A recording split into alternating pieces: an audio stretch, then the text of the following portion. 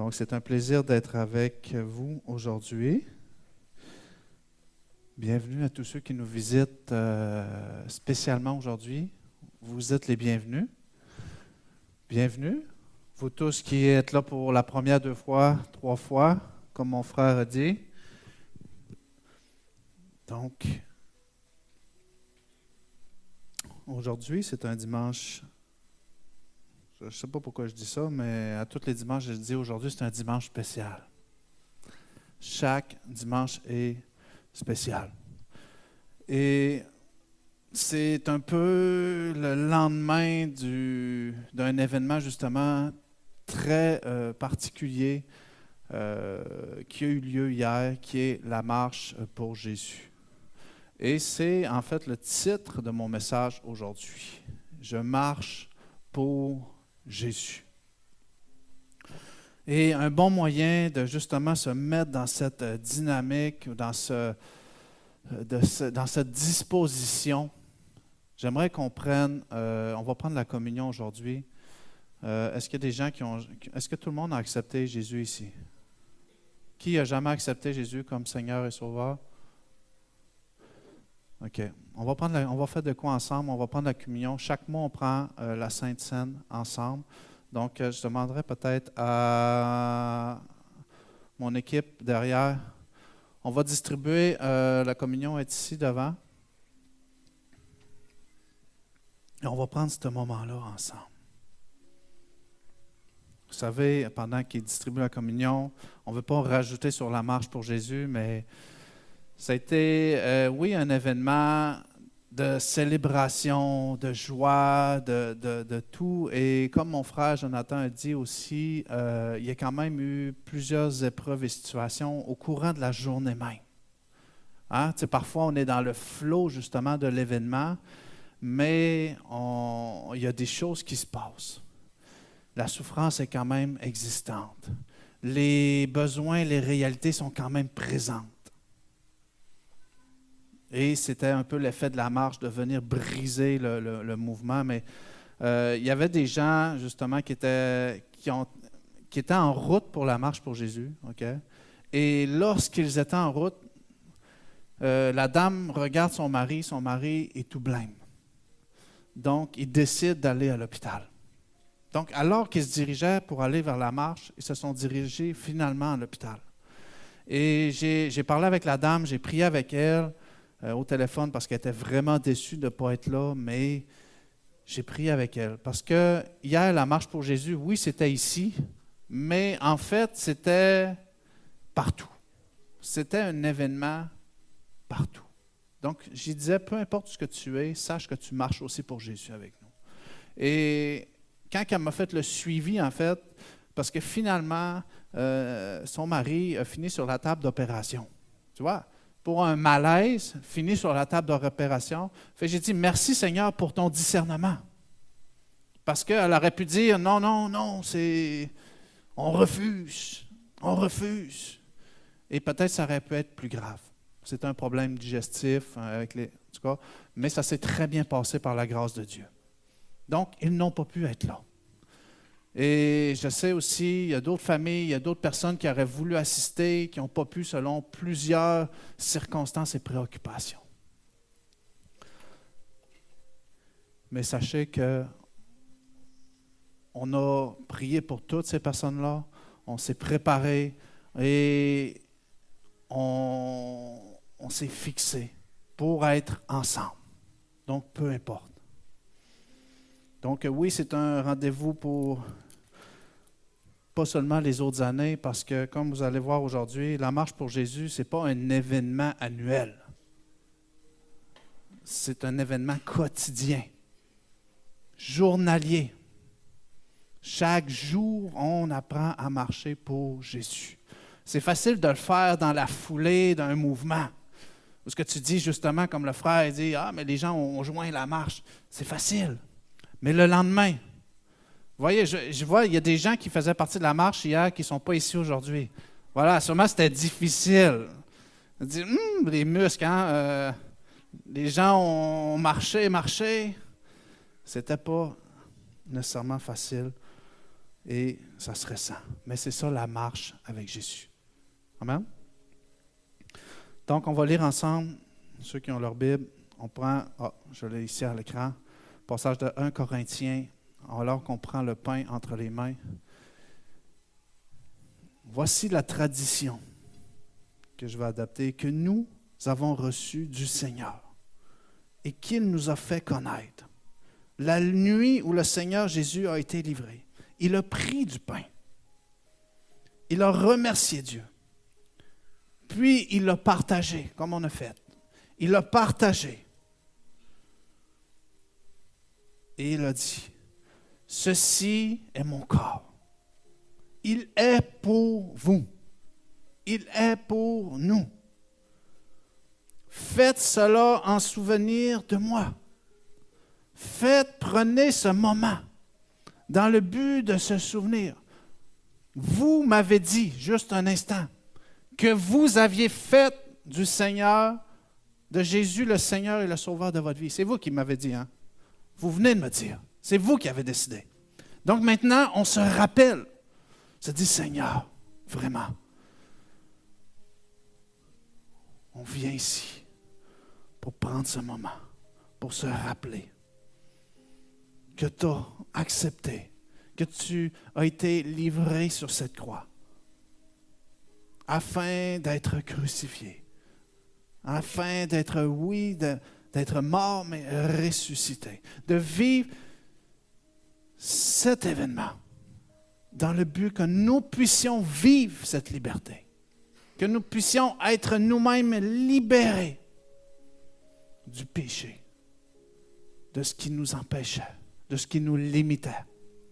Et c'est ça qu'on fait, on vient se rappeler. Est-ce qu'on peut se rappeler ce moment-là ensemble? Merci Seigneur. Merci Seigneur. Prenons le pain ensemble.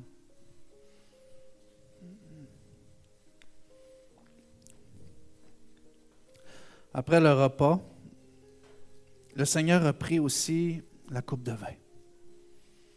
Il a dit, cette coupe est la nouvelle alliance.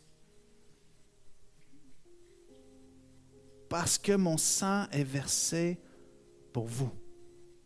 Toutes les fois que vous en boirez, faites cela en souvenir de moi. En effet, chaque fois que vous mangez ce pain et que vous buvez cette coupe, vous annoncez la mort du Seigneur jusqu'à ce qu'il vienne. Et chaque événement devait être scellé par le sang, devait être une alliance. Et ce sang nous rappelle que cette alliance est encore valide aujourd'hui. Cette alliance pour ta vie est encore valide aujourd'hui. Et si on prend ça, c'est pour que tu puisses t'en rappeler. Le Seigneur a accompli cette œuvre pour toi ce matin. A accompli cette œuvre pour toi. Afin que tu puisses, malgré les épreuves, malgré les situations, malgré les péchés, revenir à lui, lui demander pardon et encore l'accueillir. Amen. Donc, prenons cette coupe ensemble. Alléluia, Seigneur. Merci, Seigneur, pour cette opportunité, Seigneur, ce privilège que nous avons, qui a été rendu seulement possible grâce à l'obéissance, grâce à ton amour, grâce à ton désir de voir ta création marcher dans la joie, dans la paix. Amen. Amen. Donc, on vient de marcher pour Jésus, comme j'ai dit. Il y a plusieurs personnes qui étaient là, d'autres personnes peut-être qu'on n'a pas pris conscience, mais je crois qu'on était peut-être à peu près 500 personnes. Et oui, j'étais très, très, très occupé, mais ce travail-là vraiment aurait pas pu être possible sans le travail vraiment d'équipe. Vous voyez, il y a plusieurs membres de cette Église qui est impliqués, mais la totale de l'implication pourrait toucher une vingtaine d'églises de toutes sortes. Une vingtaine d'églises. Donc, les pasteurs ont semé leurs membres, leur potentiel et les talents, et c'est ensemble qu'on a pu vivre cet événement vraiment particulier. Et ça, c'est vraiment, on est reconnaissant pour ça. Mais pour vivre cet événement-là, ce qui est important à savoir, c'est qu'il y a eu toute une année d'organisation. Il y a eu toute une année d'organisation. Donc, on a parlé la première fois de cet événement-là, on va dire 9 mois d'organisation. Au début janvier, on a dit, on marche pour Jésus. On marche pour Jésus. Avec mon frère Éric, pasteur de rue, pasteur Éric, on a dit, on marche pour Jésus. Je l'ai encouragé, j'ai dit, parce que c'est une tâche qui est très lourde. J'ai dit, je ne sais pas si je peux prendre la charge de m'occuper de tout ça. C'est sûr, personne ne veut prendre la charge. C'est gros. Mais, on va dire de fil en aiguille, on a l'organisation s'est placée. Mais ce qu'on a à comprendre dans ça, c'est que quand on décide de marcher pour Jésus, parce que c'est une décision qui a été faite au mois de janvier, quand on décide de marcher pour Jésus, on va faire face. On fait face à toutes sortes d'oppositions en cours de route. Mais, est-ce que le résultat était glorieux? Est-ce que le résultat était glorieux? Amen? J'ai-tu une photo? Est-ce que le résultat était glorieux? Oui.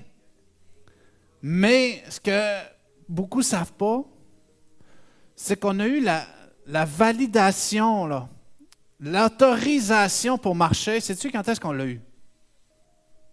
Quelques jours avant la date de la marche. Quelques jours avant la date de la marche. Mais pendant 9 mois, on devait marcher, on devait dire, ça va se passer, ça va se passer, ça va se passer. Puis jamais on a témoigné à quelqu'un, je ne suis pas sûr, ça va être compliqué. Non, on va marcher pour Jésus, on va marcher pour Jésus, on va marcher pour Jésus. À peu près même pas une semaine avant la fin de la marche, on a eu l'autorisation de marcher. Mais pendant tout ce temps-là, les portes se ferment. Il faut modifier des choses. Il faut changer. Les finances, les ci, les ça. Il n'y a rien qui a l'air de marcher. Mais on sait qu'on va marcher pour Jésus. On sait qu'on va marcher pour Jésus. Donc, c'est ça la vie chrétienne. C'est ça la vie chrétienne. On aime l'événement glorieux. On était bien hier, on aime l'effet festif. L'effet de groupe, on aime le rendu. On aime bénéficier du fruit. Mais on ne s'imagine même pas tout ce qui a été bâti pendant la marche. Tout ce qui a été bâti pendant la marche. Et c'est alors qu'on découvre la dimension de la foi. Hein? C'est là où vraiment tu avances et tu comprends. Hein? D'avancer vers un but fixe alors qu'on ne voit pas, qu'on n'a pas. Mais c'est ça. C'est la dimension de la foi. C'est la dimension de la foi. Restez fixés sur le but. Restons fixés sur le but. Et ce qui est important, c'est que la marche pour Jésus, c'est qu'on ne va pas marcher pour nous, en fait. On ne va pas marcher pour les autres, mais on va marcher pour Jésus. C'est pour lui qu'on marche. Au chemin, au parcours, on en bénéficie. Et les autres en bénéficient. Mais quand on va marcher, c'est pour lui qu'on va marcher. Pour le célébrer. Pour lui donner toute la gloire. Pour reconnaître son amour. C'est pour lui qu'on fait ça. Donc, c'est très important de définir pour qui qu'on marche dans la vie. Parce qu'on apprend à marcher.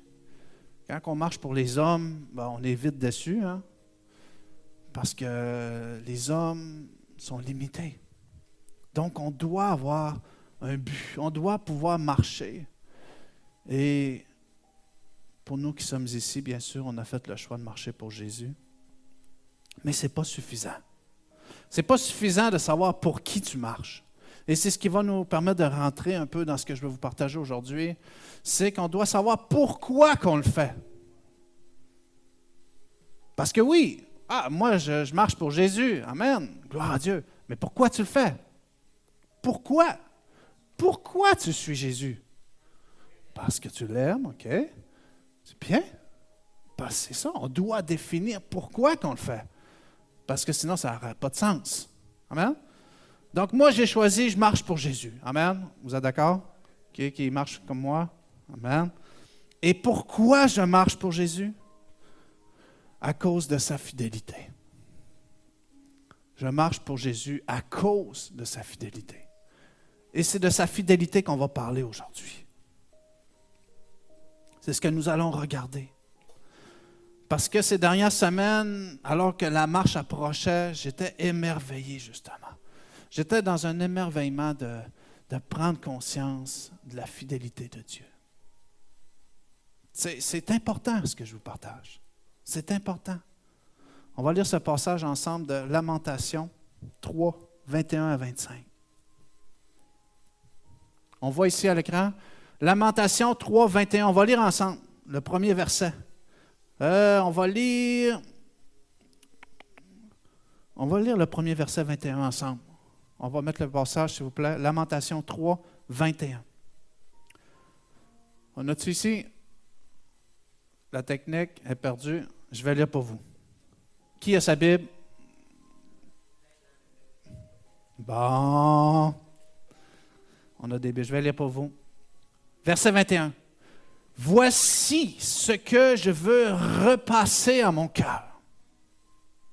Ce qui me donnera de l'espérance. Je répète. Voici ce que je veux repasser à mon cœur. Ce qui me donnera de l'espérance. Verset 22. Les bontés de l'Éternel ne sont pas épuisées. Ses compassions ne sont pas à leur terme. Elles se renouvellent chaque matin. Oh, que ta fidélité est grande. Non, j'ai mal dit parce qu'il y a un point d'exclamation. Que ta fidélité est grande. L'Éternel est mon partage, dit mon âme. C'est pourquoi je veux espérer en lui. L'Éternel a de la bonté pour qui espère en lui, pour l'âme qui le cherche. Amen. Dieu est le porteur de l'espérance. Dieu est fidèle. Grande est sa fidélité. Est-ce qu'on court après son espérance? Est-ce qu'on veut cette espérance continuelle en toute situation? J'ai fait une recherche ici pour vous. La définition de la fidélité. Vous voulez savoir c'est quoi? C'est déjà écrit. La fidélité est le fait de tenir ses promesses, de rester constant dans ses sentiments ou ses engagements. Être fidèle, c'est être une personne loyale. C'est d'être quelqu'un de loyal et dévoué sur qui l'on peut compter. C'est ce qui définit quelqu'un de fidèle. Amen? Donc, ce qui définit Dieu de fidèle, j'ai déjà partagé il y a quelques semaines cette phrase, mais c'est qu'il ne nous abandonne jamais. Il est toujours là. Il tient ses promesses. Il reste constant dans ses sentiments et ses engagements. Il est loyal et dévoué envers chacun d'entre nous. Est-ce que ce n'est pas merveilleux de prendre conscience de cela? Amen? De prendre conscience que Dieu est là. Il ne nous abandonne pas. Son désir, c'est que nous puissions avoir continuellement de l'espérance. Je vais vous dire pourquoi il ne nous abandonne pas. Est-ce que vous voulez savoir? Parce que peut-être vous dites, je ne suis pas sûr, il est là, il n'est pas là. Jérémie 29, 11. Dieu déclara à travers son prophète, « Car je connais les projets que j'ai formés pour vous, dit l'Éternel. projets de paix et non de malheur. Afin de quoi? Vous donner un avenir et de l'espérance. Donc, Dieu connaît les projets de chacun. Il connaît déjà. Parce que ils ont été formés, préparés. Et c'est des projets de paix. De paix. Dites paix. De paix. Et non de malheur.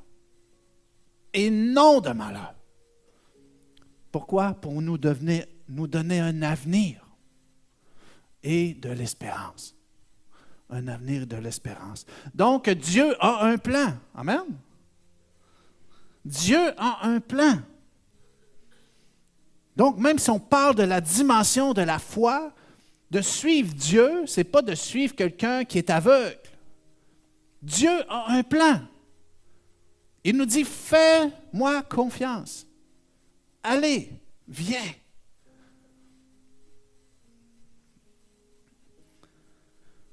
Quand Dieu choisit quelqu'un, c'est qu'il a un plan pour lui. Dieu est le créateur de toutes choses. Est-ce que vous saviez? Amen. Dieu est le créateur de toutes choses.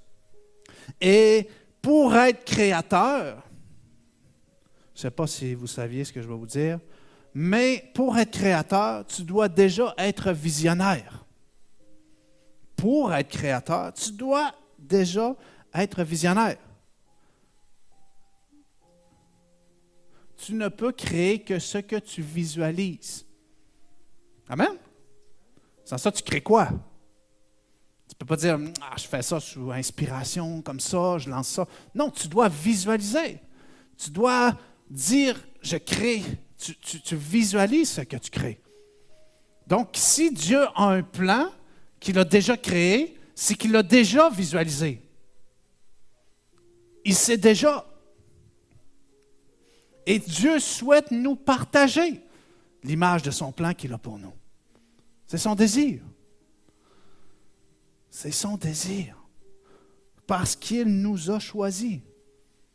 Amen. Est-ce que vous vous sentez choisi de Dieu? Peut-être pas. Mais ça n'enlève pas le fait que vous êtes choisi de Dieu. En Pierre 2,9, je jongle un peu dans les versets, mais c'est pour juste appuyer justement ce que je dis. C'est des passages bibliques qu'on connaît, c'est écrit, c'est là, c'est juste pour ranimer quelque chose. OK? Parce qu'on parle de la fidélité. Puis on parle du fait que Dieu ne nous abandonne jamais. Donc, on n'a pas le droit de croire que Dieu nous a abandonnés. C'est impossible. Parce que ce n'est pas ce qui est écrit dans sa parole. 1 Pierre 2,9 nous dit, « Vous êtes une race élue, un sacerdoce royal, une nation sainte, un peuple acquis, afin que vous annonciez les vertus de celui qui vous a appelé des ténèbres à son admirable lumière. » À son admirable lumière. Donc, est-ce qu'on est d'accord que Dieu est fidèle? On est d'accord? Amen? Bon, ce que je veux vous soulever ce matin n'est pas tant dans ce que je viens de vous partager, même si c'est déjà bien intéressant. On est heureux, Dieu est là, il ne nous abandonne jamais. Pourquoi? Vous avez oublié, parce qu'il est fidèle. Amen? Dieu est fidèle. Dieu est fidèle. Cependant, il n'y a pas un mais, il est fidèle, OK? C'est réglé. Il n'y a pas, ouais, mais dans cette circonstance-là, peut-être que... Non, Dieu est fidèle, OK?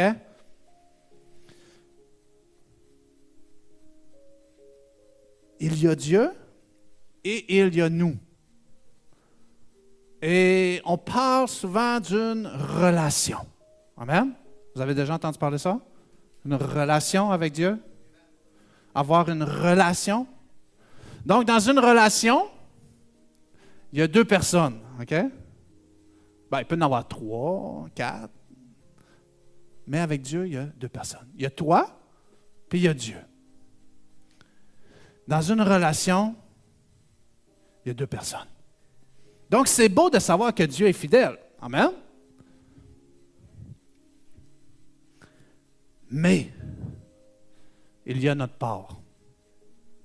Il y a le nous. Il y a le lui, oui. Il y a le nous. OK, retournons un peu à la base. J'ai dit tantôt, Dieu était le créateur de toutes choses. Amen. Genèse 1, 26.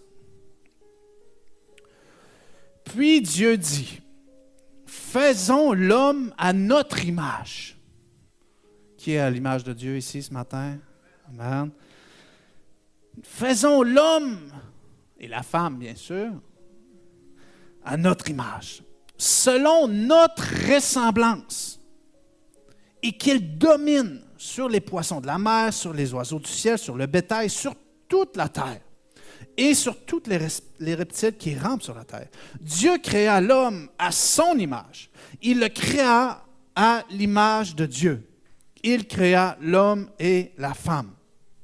Donc, il l'a créé dans le but que l'on puisse lui ressembler. Donc, nous sommes amenés à être des imitateurs de Dieu. Amen. C'est beau de savoir que Dieu est parfait. Ah, c'est Dieu. Mais il nous a créés dans le but qu'on vienne lui ressembler. Que ses caractères, que sa façon d'être, la manière qu'il pense, la manière qu'il voit, que l'on puisse marcher vers sa ressemblance. Parce que si l'on voit seulement un Dieu tout-puissant qui est grand, ce n'est pas une relation que tu développes avec lui. Ce n'est pas une relation que tu développes avec lui. Éphésiens 5, 1. Le passage nous dit « Devenez donc les imitateurs de Dieu, comme des enfants bien-aimés. » On sait que Jésus lui-même ne faisait ce qu'il voyait faire du Père. Amen. Jean 5, 19. Je donne les références, vous pouvez les relire à la maison aussi, ils sont écrits à l'écran. Vous pouvez prendre des photos, c'est permis. Jésus reprit la parole et leur dit, « En vérité, je vous le dis, le Fils ne peut rien faire de lui-même. Il ne fait que ce qu'il voit faire au Père. Et tout ce que le Père fait, le Fils aussi le fait pareillement. Car le Père aime le Fils et lui montre tout ce qu'il fait.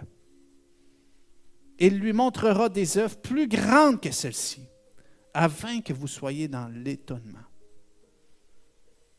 Donc, autant que Dieu est fidèle envers nous, amen, amen, nous sommes amenés à être fidèles envers lui. Nous sommes amenés à être fidèles envers lui. Est-ce que je peux avoir un amen?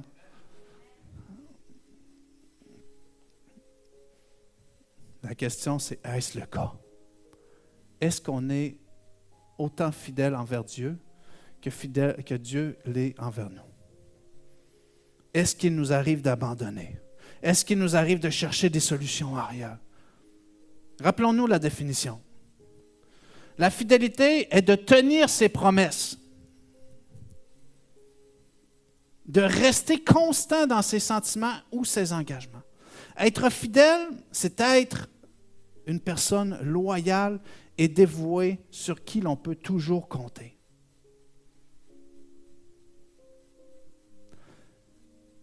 On n'est pas parfait. Amen. Qui est parfait ici? On n'est pas parfait. Mais je dis, on est amené à devenir des imitateurs, d'être à sa ressemblance. Dieu tient ses promesses. Dieu est constant dans ses engagements. Il est loyal et dévoué. Amen. Nous sommes amenés à marcher ainsi. Quand on s'engage, on respecte l'engagement. Si l'on promet, on promet. Sinon, on ne promet pas. Et le premier vers qui on a besoin qu'on se pratique, c'est envers Dieu. Amen. Je ne te dis pas que tu dois être fidèle envers tout le monde. sois fidèle envers Dieu. Ce que tu lui promets, respecte les promesses. Ce que tu t'engages envers lui, respecte ton engagement. Tes sentiments ne devraient jamais changer envers lui. Tu ne peux pas douter de son existence un jour et le lendemain le glorifier. Ce n'est pas de la constance. Soyons constants envers lui. Soyons constants envers lui. Dévoués, loyaux, parce que c'est ce que Dieu est envers vous.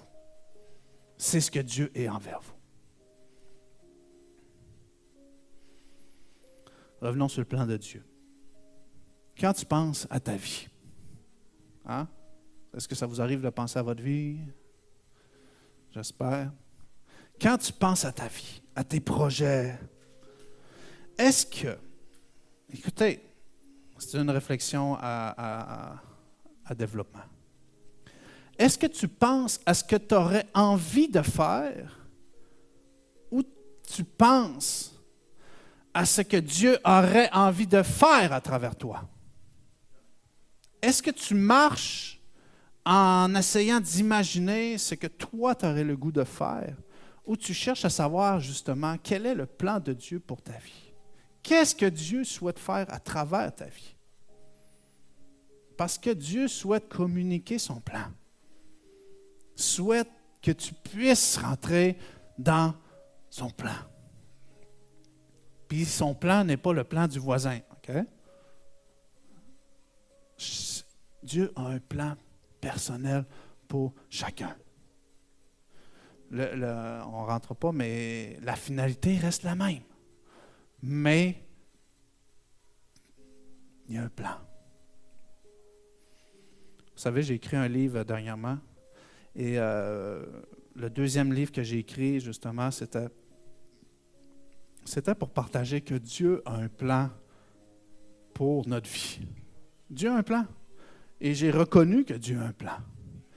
Et quand tu reconnais que Dieu a un plan, tu rentres dans cette dimension, tu rentres dans cette disposition à reconnaître qu'il n'y a pas de hasard entre les événements et les situations. Il n'y a aucun hasard avec Dieu. Aucun. Dieu a un plan. Donc, tout ce qui est sur ton chemin a pour but de t'enseigner une leçon. A pour but de te montrer quelque chose.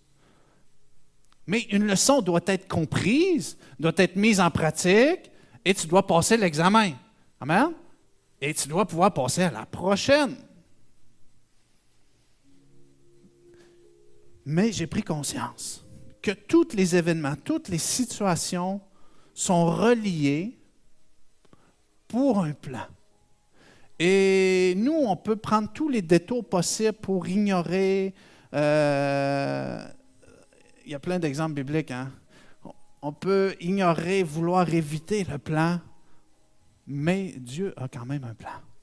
Tu ne pourras pas empêcher le plan de Dieu. Tu peux l'éviter toute ta vie, mais Dieu avait un plan pour ta vie.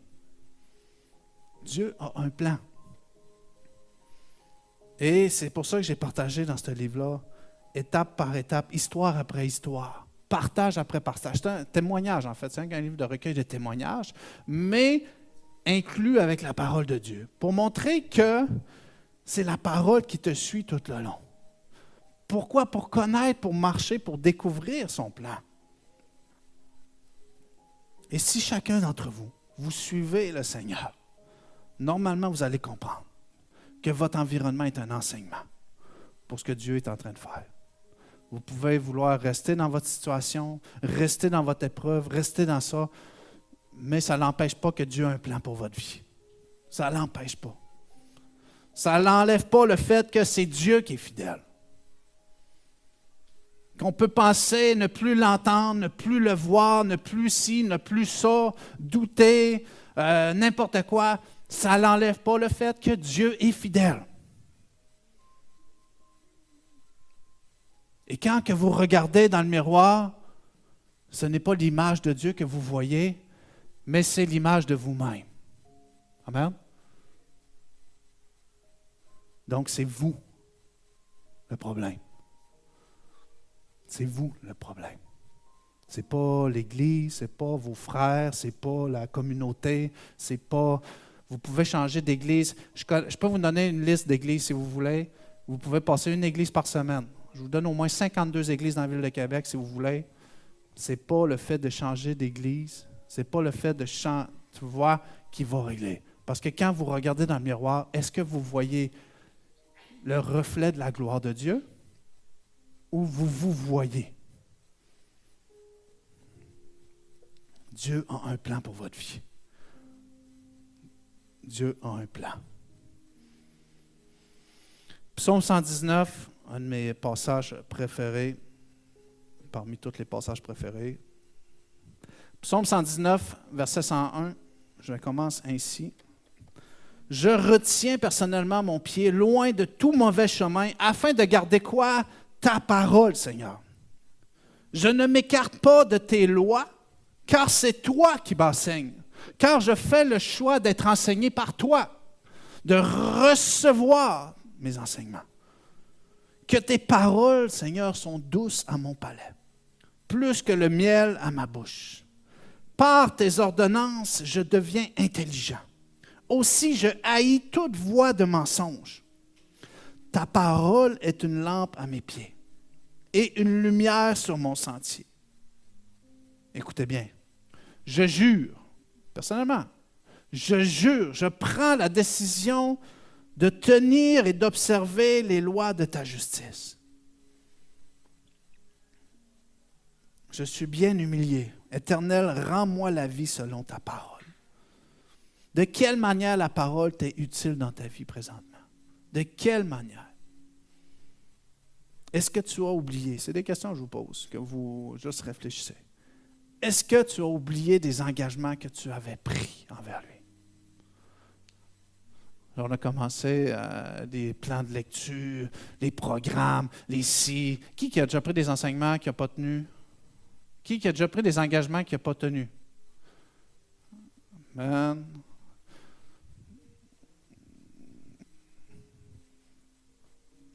C'est qui le responsable? Est-ce que c'est le pasteur, la communauté? C'est qui? C'est qui? Ah, le pasteur n'était pas assez rempli de l'esprit, je n'ai pas tenu mon engagement. Tu vois, j'ai pas. Non, c'est nous. C'est nous.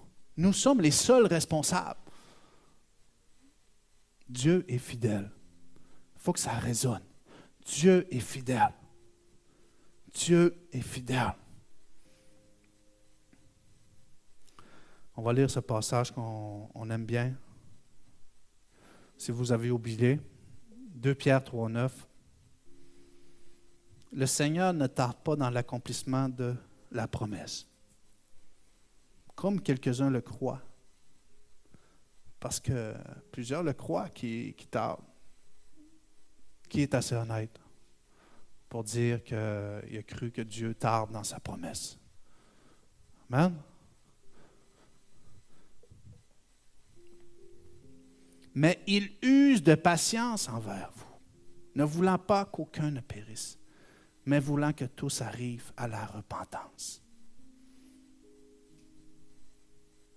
Jésus revient bientôt. On le sait. Amen. Il revient bientôt. On a tous un travail personnel qui doit être accompli entre-temps. Tant que l'on refuse de faire ou de devenir son imitateur ou de marcher à sa ressemblance ou de corriger, justement. Qui vit des défis dans sa vie? Qui vit des défis? Donc, je pourrais dire que vous n'êtes pas complètement satisfait de votre vie. Amen? Parce qu'il y a certains défis qui viennent limiter, qui viennent bloquer, tu vois. Tu vois, tu n'es pas comblé, tu sens qu'il manque. Mais, est-ce que tu étais réellement prêt à tout changer? Est-ce que tu étais réellement prêt à tout changer, à faire le nécessaire pour que tu puisses vivre justement de l'avancement dans cette situation, dans ce défi. Parce que le Seigneur souhaite des gens qui sont prêts à tout. Est-ce qu'il y a des gens qui sont prêts à tout ici? Amen? Peut-être que vous n'étiez pas sûr, mais vous avez le droit de l'être à partir de maintenant. On va se lever, on va prier. On va prendre un chant pour la fidélité.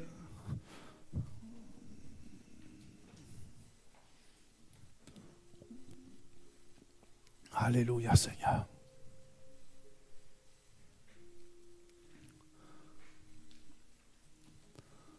Puis c'est ça. J'aimerais que, c'est sûr qu'on fait ces chants toujours en se rappelant la fidélité de Dieu. Wow! Il y a plein de chants vraiment pour la fidélité de Dieu. Mais je veux vraiment qu'on puisse se fixer sur notre fidélité envers lui. Sur notre capacité à marcher et à devenir des personnes fidèles.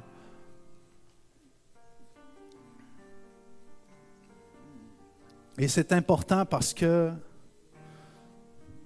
moi, je refuse le fait que des personnes